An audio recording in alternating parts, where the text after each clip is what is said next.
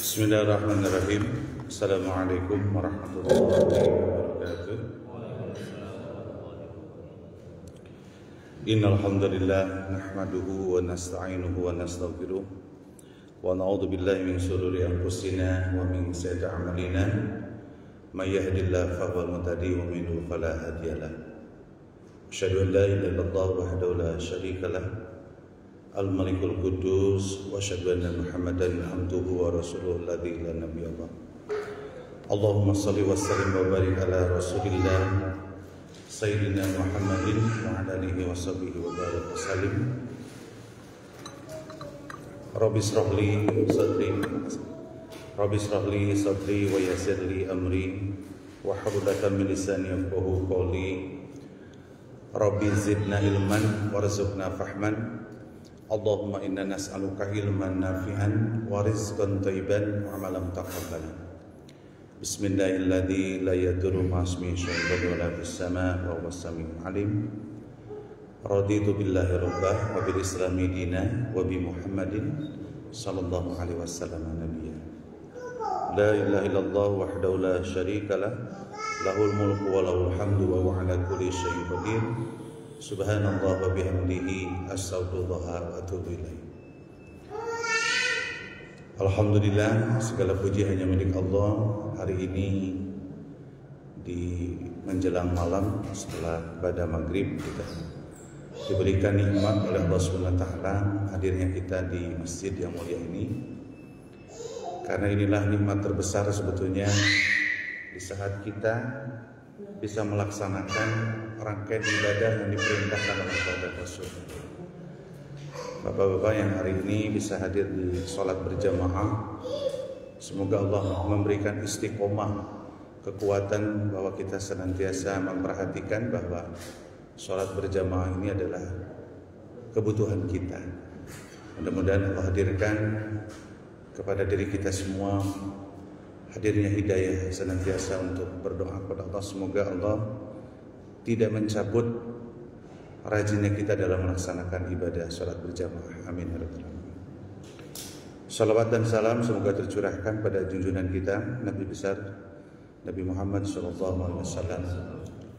pada keluarganya, pada para sahabat, dan semoga kepada kita semua. Allahumma sholli ala Muhammad, Allahumma sholli ala Sayyidina Muhammad wa ala alihi washabihi wa barik wasallam.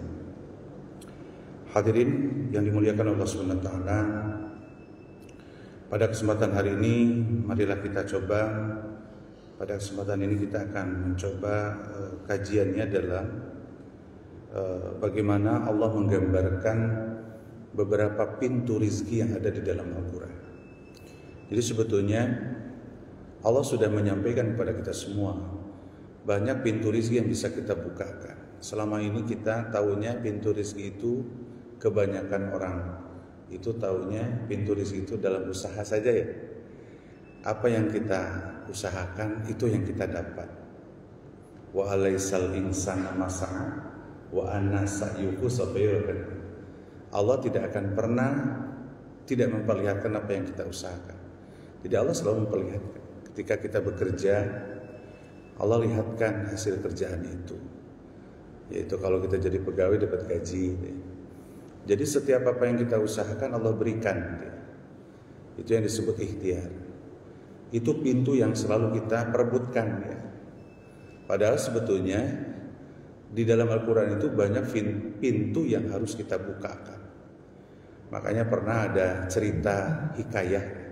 Sebetulnya ada yang menyatakan itu adalah guru dengan murid ya, pada saat berkomunikasi, diskusi terkait masalah rizki. Kata gurunya, rizki itu tidak perlu harus diusahakan. Kata muridnya, harus diusahakan ya. Singkat cerita, muridnya pulang, pada saat di perjalanan ada yang menyuruh untuk panen anggur. Lalu murid itu ikut panen anggur dan dapat upah ya dengan anggur itu. Pada saat sudah dapat upah, dia ingat ke gurunya, ingin ngasih anggur itu. Balik lagi ke gurunya. Pada saat sudah sampai, gurunya baru keluar dari kamar, lalu menyampaikan muridnya, ini ada anggur katanya. Kata gurunya, baru saja saya minta sama Allah, saya ingin anggur, ada datang anggur. Dari situ, dari cerita itu bahwa memang ada rezeki itu kadang kita tidak pernah mengusahakan, tapi kita dapat dari apa yang kita inginkan. Tapi ada orang yang ketika ingin dapat rezeki dalam bentuk tadi anggur itu, ya dia kerja dulu. Nah, makanya kita coba melihat daripada apa yang disampaikan oleh Allah terkait pintu rezeki ini, supaya kita membukakan pintu. Makanya banyak para kiai, para habaib yang sebetulnya kalau orang ingin punya mobil Alphard kayak Ustadz Abdul Somad, ya, orang beli ya mobil itu dengan miliaran, ya. Tapi Ustadz Abdul Somad cuma hanya ada yang ngasih aja, Ustadz pakai aja mobil saya. Nah, seperti itu. Mari kita coba mendengarkan apa yang disampaikan oleh Allah Subhanahu wa taala terhadap kita, supaya kita terbuka bahwa ternyata rezeki yang Allah berikan itu dari berbagai pintu. Yang pertama, kita harus tahu dulu definisi rezeki itu adalah sesuatu yang Allah berikan kepada kita. Nikmat apa yang diberikan Allah itu adalah bentuk rezeki. Dan rezeki itu kadang tidak hanya sebatas nikmat saja.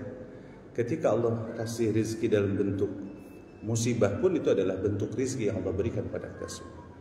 Karena Allah itu Maha Penyayang. Ya, ketika seorang ibu sayang pada anaknya, Allah itu jauh lebih sayang kepada hambanya. Betul ya? Kita harus yakin dulu sampai situ. Cuma ujian ataupun apa yang disampaikan oleh Allah itu kadang kita itu menerimanya ini kayaknya apa?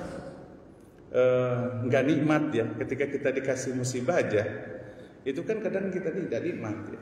Banyak keluh kesah. Makanya Allah yang kasih kepada kita itu yang terbaik sebenarnya. Karena Allah tahu kebutuhan hambanya. Makanya dalam kesempatan hari ini yang kita akan coba mendengarkan apa yang disampaikan Allah itu adalah bagaimana Allah bukakan pintu rezeki itu pada hambanya.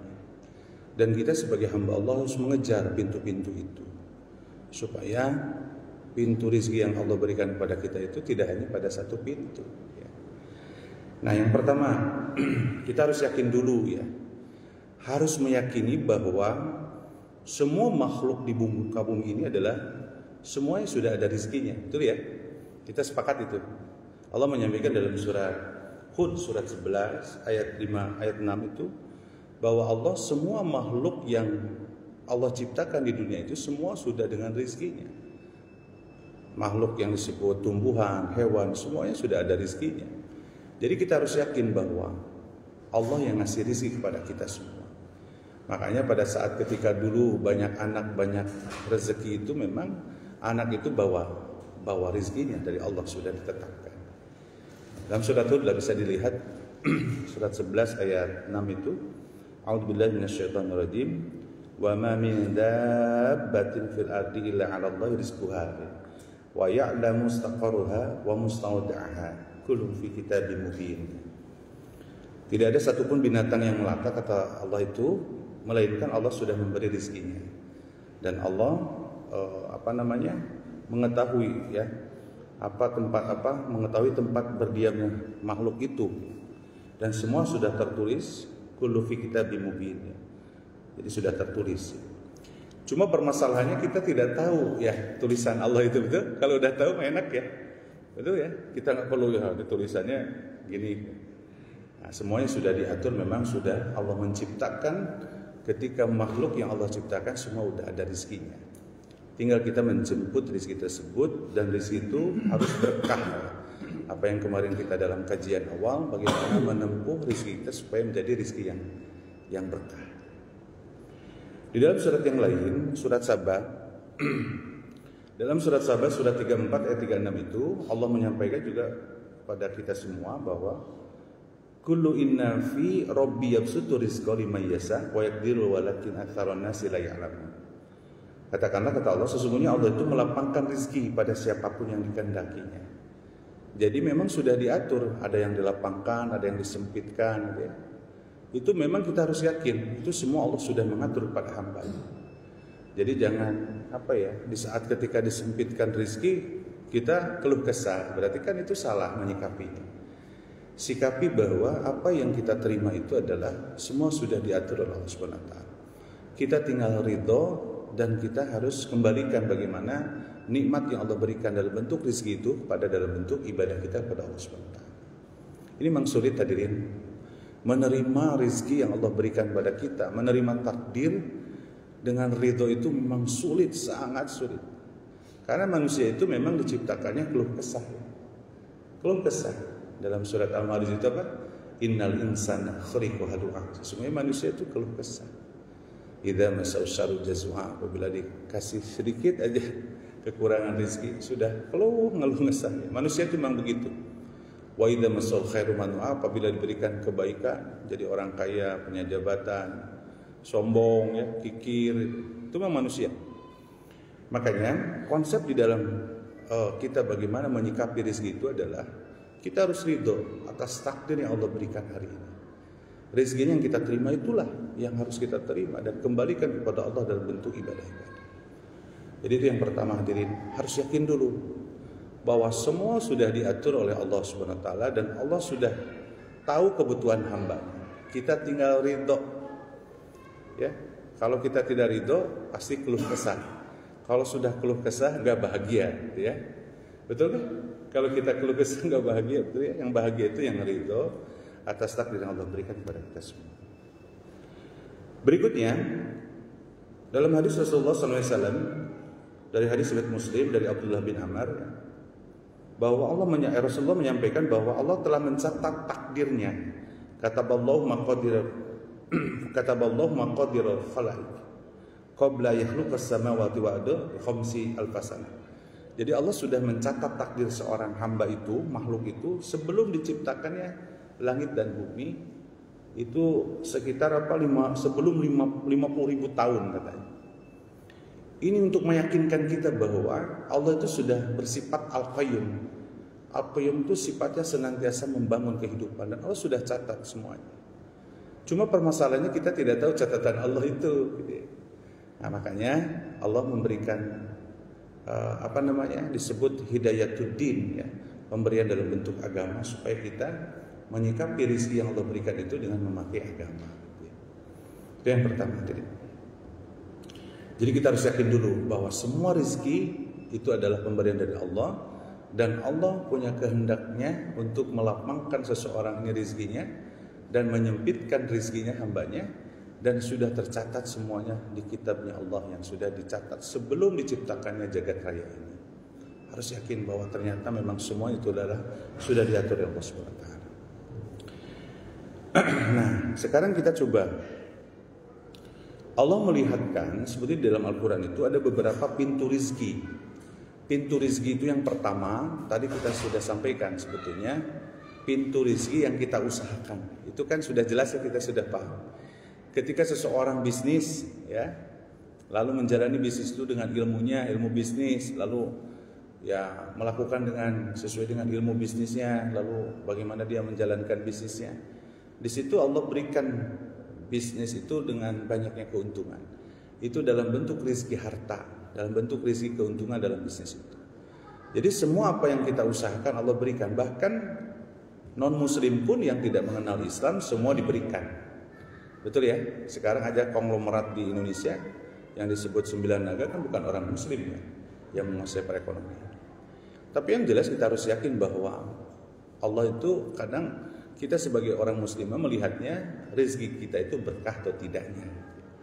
Kalau banyak dan sedikitnya itu tergantung bagaimana kerja keras seseorang dalam mencari rezeki itu dalam bentuk usaha. Nah, yang kita akan soroti di sini adalah pintu rezeki dalam bentuk yang dibukakan dalam bentuk ketakwaan. Jadi kita tidak sadar bahwa sebetulnya Allah telah gambarkan bahwa pintu rezeki itu bisa terbuka bagi kita semua dalam bentuk pintu ketakwaan. Makanya konsep rezekinya itu Allah sampaikan berbeda.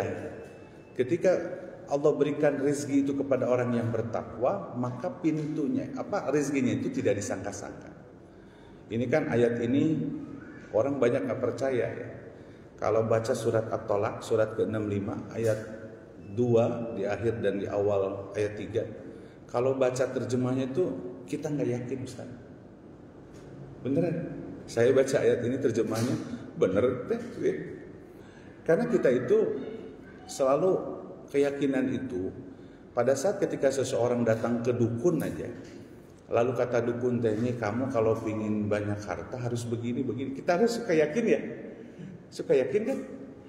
Tapi ketika bicara ayat Allah menyampaikan kalau kamu pingin rizki yang tidak disangka-sangka dan Allah cukupkan rizkimu, kita nggak yakin dengan kalimat itu di dalam Al-Quran. Surat At-Talaq itu surat yang populer sebenarnya Ustaz ya, antum juga pasti hafal semua para ustaz. A'udzubillahi minasyaitonirrajim wa may yattaqillaha yaj'al lahu makhrajan. Jadi kata Allah, barang siapa yang bertakwa, Allah akan kasih jalan keluar setiap permasalahan. Percaya enggak? Kadang enggak percaya. Perasaan tiap hari sholat, ngaji, masalah banyak wae kayak gitu ya. Jadi memang Allah itu menguji kepada hambanya. Mereka yang sabar dalam ketakwaan itu ya kadang diuji dengan kesabaran itu, waktu. Tapi harus yakin bahwa Allah akan bukakan pintu rizki itu kepada seorang hamba itu dalam bentuk ketakwaan. Kenapa? Dalam ayat selanjutnya itu wa yarzuqu min haitsu la yahtasib. Allah bukakan rizki itu tanpa tidak disangka-sangka. Ini harus yakin hadirin. Karena ternyata dengan orang yang bertakwa minimal rizki yang didapat itu rizki dalam bentuk ketenangan. Ya kan? Di saat kita sering beribadah, menjalankan perintah Allah dan menjauhi larangannya, setidaknya Allah kasih hadirkan yang disebut rizki tenang. Orang kaya walaupun banyak hartanya, kalau tidak tenang tetapnya nggak enak ya, gitu ya hadirin ya. Banyak hartanya tapi hidupnya tidak tenang, gelisah, itu juga tidak akan pernah bahagia. Makanya yang pertama harus diyakini bahwa Allah akan bukakan pintu rizki itu adalah dalam bentuk ketakwaan. Salah satu nilai ketakwaan itu adalah ibadah sholat. Ini coba kita bicara sholat perintah Allah ya. Di dalam Al-Quran itu ternyata ketika Allah perintahkan sholat, di dalam ayat itu selanjutnya itu adalah terkait masalah rizki. Makanya ini gak pernah yakin ya. Saya aja gak pernah yakin, meyakinkan itu supaya terus dibaca dan meyakinkan kepada Allah SWT. Surat Toha, surat 20 ayat 132 itu kan Allah menyampaikan wa'mur ahlaka bis-shalah. Kan gitu ya. Perintahkan keluargamu sholat, wastabir 'alaiha, tapi kamu sabar. Jadi seorang ayah itu, ini perintahnya pada ayah nih. Kata Allah tuh, "Hei para ayah, tanggung jawabmu tuh keluargamu harus bisa sholat. Ajarkan sholat," gitu kan. Ketika Allah memerintahkan sholat kepada seorang pemimpin di keluarga yang disebut ayah, ya, kepada istrinya, kepada anaknya, tapi kalimatnya wastabir 'alaiha, tapi harus sabar. Jangan emosian gitulah. Namun hari ini belum bisa kena taat, dan anak itu besok dengan metode yang lain supaya anak itu bisa jadi rajin sholat. Tetapi di dalam kalimat itu la nas'aluka rizqan. Kalimatnya begitu, ayat itu di dalam surat Toha itu, surat ke-20 ayat 132 itu kata Allah itu, aku tidak meminta rizki kepadamu. Kalimatnya begitu. Coba bayangkan, di satu sisi Allah memerintahkan sholat kepada keluarga, tapi dilanjutkan di ayat tersebut, masih dalam ayat itu Allah mengatakan la nas'aluka rizqan, aku tidak meminta rizki kepadamu. Kalimatnya nahnu narzukuka, aku yang ngasih rizki kepadamu. Gitu. Wal akibatul muttaqin, itu akibat orang bertakwa. Ini kan kalau lihat redaksi ayat ini, saya dengar ceramahnya para ulama guru saya bahwa artinya pembuka rizki itu adalah sholat di rumah itu. Makanya kalau pingin pintu rizki terbuka oleh sholat, maka semua anggota keluarga yang ada harus sholat semuanya. Kadang kita punya anak 4, 1 nggak sholat, yang 3-nya rajin. Nah ini tugas kita sebagai ayah, karena tanggung jawab untuk menjaga dari api neraka itu adalah seorang ayah sebagai pemimpin di keluarga. Makanya ayo kita buka pintu rizki di rumah itu dengan sholat. Dan sholat ini menjadi salah satu ciri daripada seorang muslim ya. Jangan sampai kita meninggalkan sholat. Jadi gitu hadirin yang berbahagia. Jadi kalimatnya adalah ketika rumah tangga ini sholatnya sudah ready, sudah bagus, maka jadikanlah program di keluarga bagaimana membangun keluarga sakinah mawaddah warahmah itu, bagaimana menghadirkan sholat di rumah itu. Makanya kalimat samawa itu berat tadi. Ketika anggap keluarga, kadang ayah ibunya rajin sholat tapi anaknya enggak, ataupun sebaliknya. bapaknya rajin sholatnya, istrinya tidak, anaknya tidak. Nah, ini tidak kompak. Maksud Allah di sini itu adalah ketika Allah akan bukakan pintu rizki di rumah tangga itu dalam bentuk rizki samawah, sakinah, mawaddah, warahmah itu harus menghadirkan sholat ketakwaan. Ayo bismillah. Jangan sampai cuek ya kepada anak kita, istri kita dalam masalah melaksanakan ibadah sholat gitu ya. Begitu. Bahkan di dalam hadis Rasulullah SAW dalam riwayat Ahmad dari Uqbah bin Amr ya, Rasulullah SAW bersabda, Inna Allah Azza wa Jalla yaqul, katanya, sesungguhnya Allah itu menyampaikan kepada kita bahwa wahai anak Adam, ya ibnu Adam, katanya gitu ya, laksanakan sholat untuk 4 rakaat di awal siang, maka aku cukupi dirimu dengan sholat itu di akhir harimu. Artinya bahwa Allah akan bukakan pintu rezeki dengan sholat itu. Jadi artinya bahwa pembuka rezeki yang pertama itu adalah ketakwaan, itu yang pertama indikatornya adalah sholat. Tapi bukan berarti asumsi kita itu selalu bahwa ketika kita sudah rajin sholat bahwa Allah cukupkan materinya jadi kaya raya, tidak ya. Setidaknya rezeki yang Allah berikan kepada kita itu dalam bentuk samawah, sakinah, mawaddah. Kalau suruh pilih, mending dapat samawah, mending dapat harta yang banyak. Yang mendingan dapat harta yang banyak, dapat sakinah, mawaddah, warahmah, semua kan orang pilihannya begitu. Jadi artinya hadirin, yang pertama harus diyakini bahwa kita harus yakin bahwa ketika kita membangun keluarga ini dengan sholat, semua menjadi programnya rumah tangga sholat ini. Jadi kalau dalam kurikulum itu, jadikan kurikulum rumah tangga. Sholat adalah harus semua anggota keluarga melaksanakan ibadah sholat. Ya, hati-hati bapak-bapak nih yang bertanggung jawab nanti, yang akan ditanyakan ke pemimpinan. Ayyuhalladzina amanu qu anfusakum wa ahlikum. Ya, harus dijaga rumah tangga ini dengan cara kita bagaimana menegakkan sholat itu di rumah. Karena perintahnya tadi apa? Wa'mur ahlaka, diperintahkan kepada keluarga untuk sholat. Tanggung jawab bapak. Nanti pada saat keluarganya ada yang tidak bisa sholat, tidak melaksanakan sholat, nanti pada saat waktu kita di hadapan Allah akan dipertanyakan pertanggungjawaban itu kita sebagai seorang pemimpin. Makanya ayo pada kesempatan hari ini saya mengajak pada diri saya bahwa kalau kita mau membangun keluarga untuk mendapatkan rizki samawah, sakinah, mawaddah, warahmah, awalilah program itu dengan bagaimana anggota keluarga itu melaksanakan ibadah sholat. Gitu ya.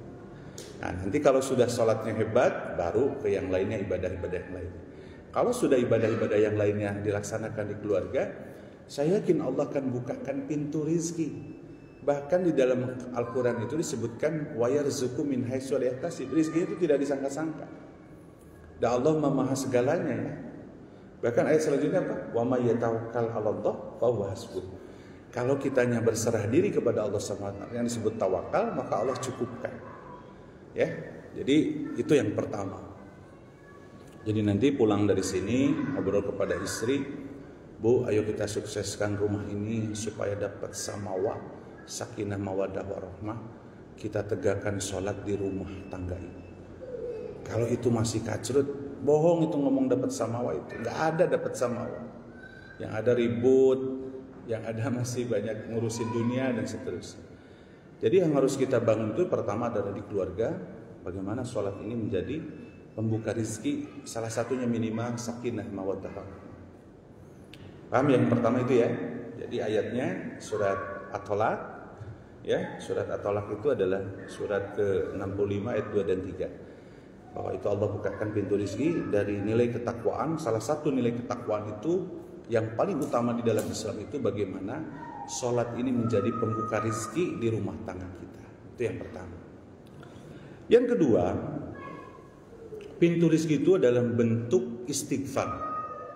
Jadi ada pintu rizki itu dalam bentuk istighfar. Dasarnya dari surat Nuh, surat 71 ayat 10 dan 12. Bisa dilihat ya. Enaknya sih seperti ada yang bacanya. Quran itu bisa dilihat ya.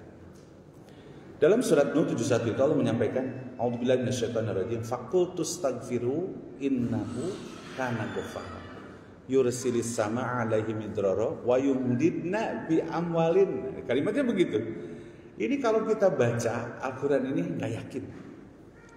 Karena ini pintunya, bicara pintu istighfar. Memohon ampun kepada Allah SWT. Kata Allah itu dalam surat Nuh ini, maka kamu beristighfarlah, ucapkanlah istighfar. Sesungguhnya Allah Maha Pengampun ya.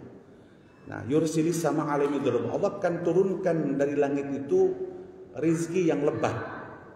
Wa yumdidkum bi amwalin, dan Allah akan banyakkan hartamu.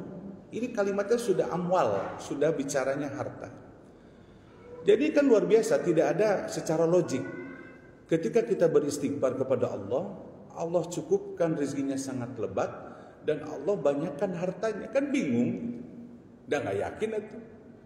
Makanya sekarang saya tanya ke bapak-bapak, sehari dalam beristighfar kepada Allah, coba, ini mah bukan menguji ya, iman ngobrol ya, nanya aja. Dalam sehari kita beristighfar sudah berapa kali? Dalam sehari? Dalam sehari kita bisa beristighfar itu, dalam sehari dihitung 24 jam lah. Sudah berapa? Sudah berapa kali istighfar kita? Paling kebanyakan sudah sholat ya. Sudah sholat itu kan beristighfar itu 3 kali. Kan perintah Rasulullah kalau udah sholat beristighfar 3 kali. Istighfar yang contohkan Rasulullah itu kan banyak. Ada astagfirullahaladzim alladzi la ilaha illa qayyum wa atubu ilaih. Ada astagfirullah wa atubu ilaih. Ada syahidul istighfar, ada astagfirullah saja, ada astagfirullahaladzim. Tapi terjemahannya bahwa kita memohon ampun kepada Allah SWT atas dosa yang kita lakukan. Jadi kalau dikalikan 5 waktu kali 3 itu berarti 15 ya. Betul ya? 15 kali. Kita coba melihat bagaimana perintah Rasulullah terkait masalah istighfar. Tapi sebelum ke situ kita berhitung, kita dengarkan dulu apa yang disampaikan oleh Rasulullah dari Ibnu Abbas dalam hadis riwayat Ibnu Abbas ya, dari hadis riwayat Ahmad. Man aktsara min istighfar, barang siapa yang memperbanyak istighfar, ja'alallahu lahu min kulli hammin faraja. Ini kan kalimatnya, kata Allah, niscaya Allah akan memberikan jalan keluar bagi setiap kesedihan kita. Ini kan itu hadis loh, hadirin, yang menyampaikan Rasulullah. Jadi kata Rasulullah, barang siapa yang memperbanyak istighfar, Allah akan berikan jalan keluar di saat kita sedih. Nah, disebutkan di sini wa min kulli terus di sini wa min kulli dikin mukhrajan, dan setiap permasalahan Allah akan kasih jalan keluar. Dan yang terakhirnya warazaqahu min haitsu la yahtasib, dan Allah akan berikan rezeki yang tidak disangka-sangka. Percaya ini? Enggak percaya saya betulnya. Betul ya kan? Percaya enggak? Enggak percaya itu. Karena keterkaitan logika kita, ternyata kata Rasulullah, kalau kamu banyak istighfar, kamu itu kalau dalam keadaan sedih, Allah akan berikan jalan keluar. Ketika kamu dalam kesulitan, Allah akan kasih jalan keluar. Dan Allah akan kasih rezeki yang tidak disangka-sangka, kata Rasulullah. Kita harus yakin dulu bahwa istighfar itu pembuka rezeki kalimat. Cuma pertanyaannya, selama 24 jam ini kita berapa banyak istighfar yang disampaikan sama Allah? Makanya kita berhitung sekarang. Ayo kita berhitung. Pertama, zikir di waktu 5 sholat. Ya, sholat 5 waktu. 3 ya, 3 kali 5. Kang Riana 15 ya. Oke. Jadi Rasulullah itu memerintahkan kalau sudah sholat istighfarnya 3 kali. Bolehkah lebih? Tidak boleh kalau kita mau nyontoh Rasul 3 kali. Nanti ada tempatnya untuk banyak ya. Nah, ini disebutkan di dalam hadis itu bahwa min sholatihi istighfar salasan, ini 3 kali. Makanya cuma yang bedanya redaksional aja. Ada yang panjang, ada yang setengah panjang, ada yang sedikit, diperbolehkan. Itu yang beristighfar. Makanya setelah sholat itu hebat ya, Allah tuh, Rasulullah tuh disuruhnya istighfar ya. Karena supaya pada saat ketika sudah sholat kita memohon ampun kepada Allah SWT. Di dalam sholat itu banyak godaannya. Baru berapa? Baru 15 ya. Berikutnya, zikir pagi dan zikir petang. Itu perintah dalam agama. Di dalam Al-Quran itu, pasabbihu bukratan wa asila, bahwa perintah zikir pagi dan petang itu bukan komunitas. Kadang orang mah, ya zikir pagi petang mah emang kaum Wahabi, kaum Salafi. Enggak, itu perintah loh di dalam Al-Quran. Bahwa zikir pagi dan petang itu adalah perintah dalam agama untuk kita zikir kepada Allah SWT. Nah, salah satunya itu di dalam hadis Rasulullah SAW itu adalah terkait istighfar itu di pagi dan petang. Hadisnya riwayat An-Nasa'i. Rasulullah SAW bersabda, gitu ya, ma asobahat adatan qattu ila istighfar tullahi mi'atan marrah. Jadi kata Rasulullah dalam hadis riwayat An-Nasa'i itu bahwa ketika fajar dan terbit hingga terbitnya, maksudnya di pagi hari, Rasulullah itu selalu beristighfar 100 kali. Jadi kalau di pagi hari itu, ketika tadi banyak doa-doa di pagi, zikir pagi itu banyak, kayak bismillahirrahmanirrahim la yadurru ma ismihi wala fis samaa'i wa samaa'i. Terus Allahumma afini fi badani, banyaklah raditu bil. Jadi kalau pagi-pagi bapak-bapak beristighfar itu jangan harus duduk saja. Ketika Pak Ustadz DKM lagi bawa mobil atau bawa motor mau kerja, istighfar di jalan di pagi hari. Astagfirullah wa atubu ilaih, astagfirullah wa atubu ilaih. Bari sambil lihat pakai motor ya. Zikir itu dan diperintahkan di pagi dan sore. Sudah 100, kalau kalikan pagi dan sore berapa Ustaz? Jadi 200 ya. Jadi jumlahin 215. Ayo kita koreksi aja. Jadi itu perintah. Yang ketiga, perintah istighfar itu pada saat ketika setelah sholat duha. Makanya kenapa sholat duha itu kunci sukses. Doa yang diajarkan oleh Rasulullah SAW itu, sholat duha itu adalah yang membukakan pintu rezeki itu karena doanya istighfar. Dari Siti Aisyah radhiyallahu anha dalam hadis riwayat Bukhari bahwa kata Aisyah itu kalau baginda Rasul kalau sudah duha dia doanya itu Allahumma gfirli wa tub alayya innaka antat tawwabur rahim. Istighfar 100 kali. Jadi kalau sudah duha itu Allahumma gfirli wa tub alayya innaka antat tawwabur rahim. Ya Allah, ampuni dosa hamba bertaubat ya Allah. Allahumma gfirli wa tub alayya innaka antat tawwabur rahim. Dan enggak lebih dari 4 menit atau 100 teh. 5 menit lah. Ya, baca WA bisa sajam ya. Tidak lebih lah. Berarti kalau kita lakukan istighfar perintah Rasulullah setelah sholat duha, kan sholat duha itu bisa di awal, bisa pertengahan, bisa akhir. Zikir bentar kok, masa kerja wae itu nya, meureun aya waktuna sholat duhanya gitu. Nah, istighfar semua. Allahumma gfirli wa tub alayya innaka tawwabur rahim. Allahumma gfirli wa tub alayya innaka tawwabur rahim. 100 kali Rasulullah mau itu teh. Jadi jumlahnya berapa Ustaz? 315. Baru ketiga, hadisnya sahih ya.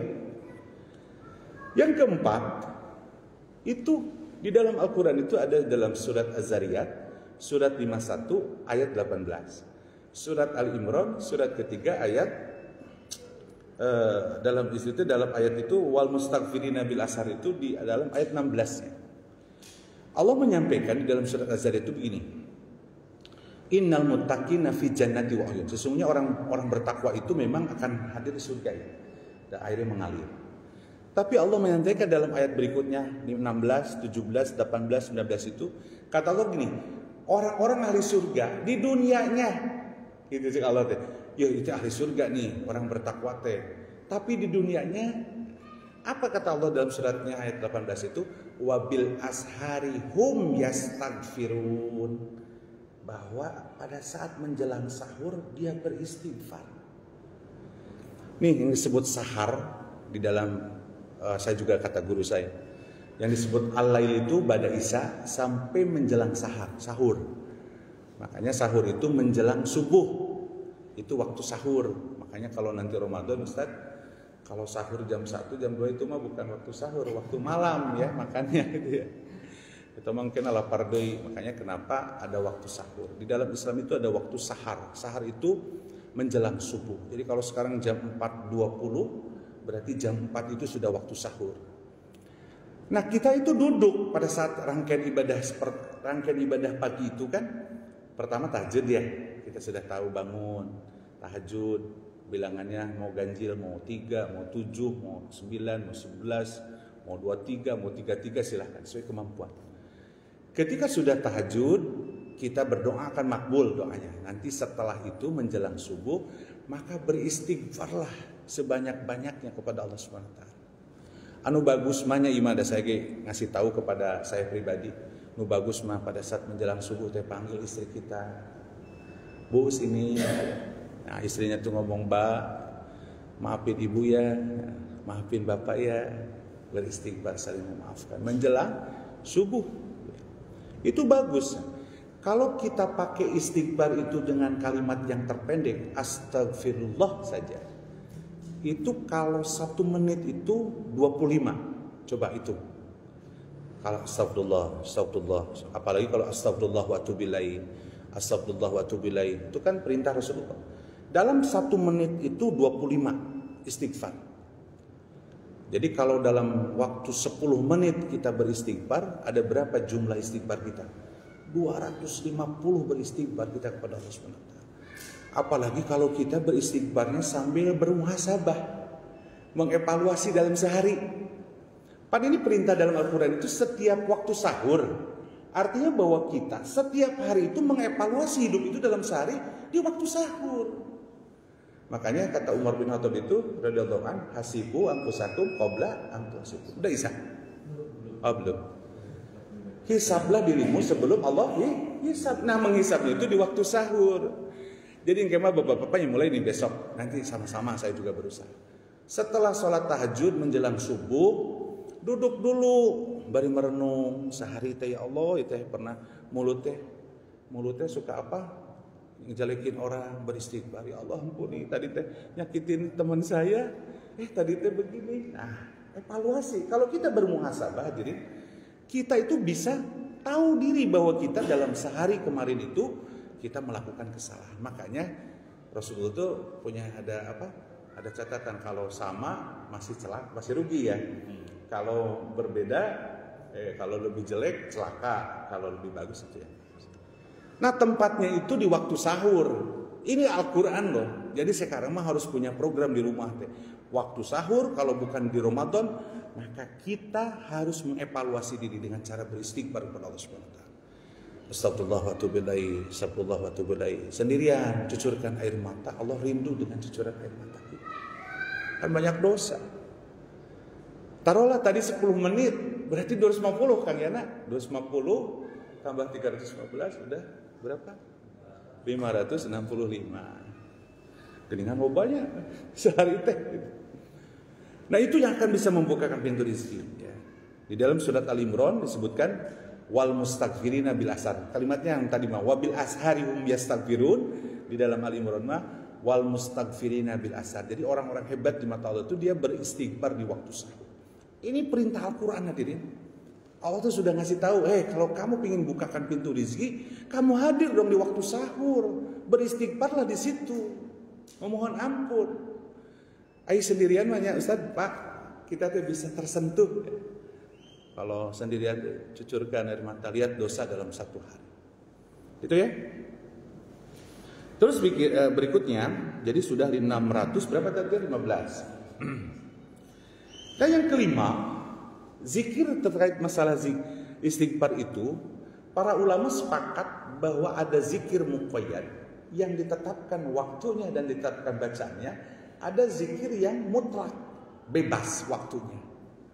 Ai muqayyad gini hadirin, kalau tadi setelah sholat itu sudah ada bacaan yang harus dibacakan, nggak bisa sembarangan. Oh, saya mau bikin bacaan sendiri, atau gitu mah. Kata Rasulullah apa? Man amila amalan amruna falaisa 'alaiha amruna fa huwa raddun. Kata Rasul, kalau kamu melakukan satu amalan kalau tanpa ada dari Rasulullah, fa huwa raddun, ditolak. Makanya ada zikir yang ditetapkan waktunya dan ditetapkan bacaannya. Nurut sama Rasul teh. Lamun jeung salat ya kudu istighfar. Saya mah dempuk istighfar, pingin yang lain. Ya nanti ada yang disebut zikir mutlak. Zikir mutlak itu waktunya tidak ditetapkan, bacaannya mah enggak bebas berapa jumlahnya. Nah, salah satu para ulama itu, zikir mutlak itu membaca istighfar itu menjadi zikir mutlak, boleh di mana saja, boleh kita memperbanyak istighfar kepada Allah SWT. Makanya kalau ada orang yang pakai tasbih, ya, astagfirullah, astagfirullah, astagfirullah, astagfirullah, dalam keadaan, coba kalau dihitung berapa itu? Ya nggak tahu jumlahnya, namanya mutlak ya. Bisa lebih dari 100, lebih dari 200. Artinya bahwa bacaan istighfar itu dalam 24 jam itu banyak sekali. Dan itulah yang akan membukakan pintu rezeki. Ya kalau istighfar kakarak seberapa kali sebulan sehari cuma 30 ya, jangan Allah bukakan pintu rezeki. Gitu ya. Ini Rasulullah SAW dalam riwayat Muslimnya sudah sampaikan ya, bahwa Rasulullah itu selalu beristighfar di dalam zikir mutlak. Jadi zikir mutlak itu banyak apa? Astagfirullahaladzim, terus apa lagi? La ilaha illallah, ya. Subhanallah wa bihamdi, subhanallahil adzim, subhanallahil adzim, ya. Banyak sekali kalimat-kalimat thayyibah yang bisa kita lakukan di dalam waktu yang kita sedang santai. Afdhaluz zikri fa'lam annahu la ilaha illallah. La ilaha illallah itu adalah zikir mutlak. La ilaha illallah, la ilaha illallah. Nah, salah satu zikir mutlak yang harus kita dawamkan dalam keseharian itu, tempatkanlah beristighfar kepada Allah Subhanahu wa taala dalam waktu zikir mutlak. Jadi itulah yang diperintahkan oleh Rasulullah SAW. Itu yang akan membukakan pintu rezeki kita, istighfar itu. Makanya kalimatnya itu Allah sampaikan di dalam suratnya itu apa tadi? Yursilis salama alaihim midrara wa yumdidna bi amwalin. Kalimatnya ada amwalnya, dan Allah akan banyakkan hartanya. Makanya kalau beristighfar itu 5 tahun, 10 tahun kebiasaannya itu yang kita lakukan, Allah nanti pasti banyakkan harta itu. Kita harus yakin.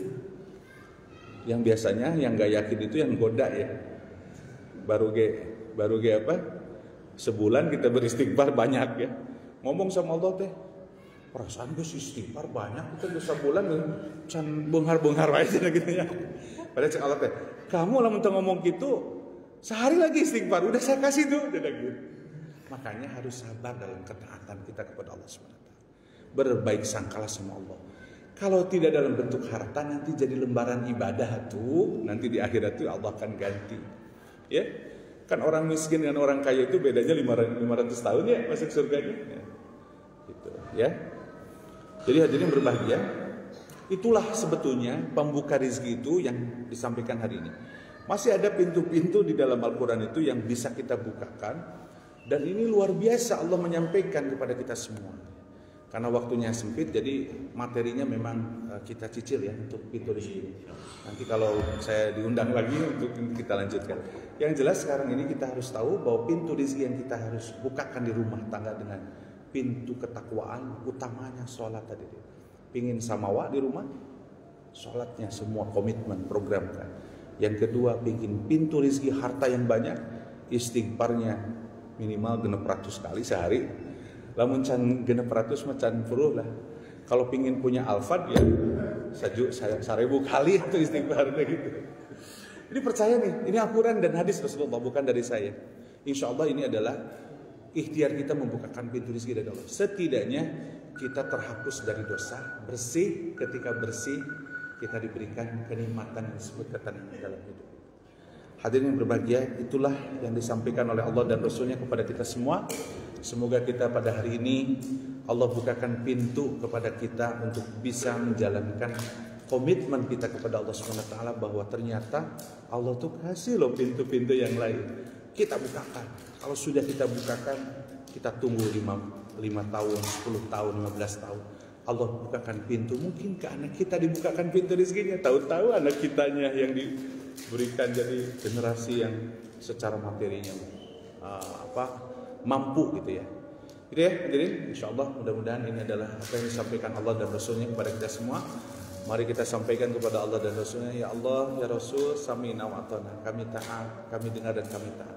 Insyaallah Allah kuatkan semangat untuk bagaimana kita membukakan pintu rezeki yang tadi dalam bentuk ketakwaan. Salat menjadi program utama dalam hidup. Yang kedua, beristighfarlah.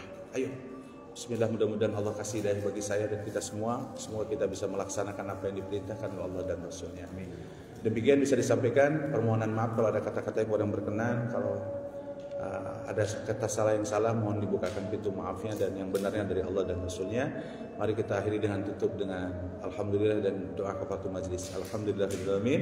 Subhanakallahumma wa bihamdika asyhadu an la ilaha illa anta astaghfiruka wa atubu ilaik. Aqulu qouli hadza wa sallallahu wa lakum. Wassalamualaikum warahmatullahi wabarakatuh.